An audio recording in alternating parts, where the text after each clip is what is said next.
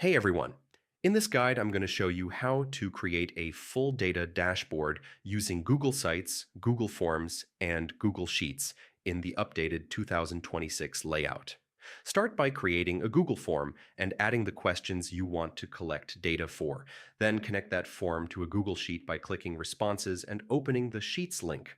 All your submissions will flow into that sheet automatically. Inside Google Sheets, highlight your data and insert charts. You can use bar charts, line charts, pie charts, scorecards, whatever fits your dashboard.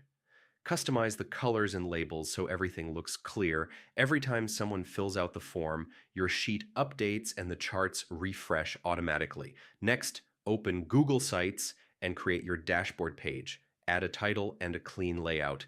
Then go to Insert and choose Drive to bring in your Google Sheet. Insert each chart separately so you can place them in different sections.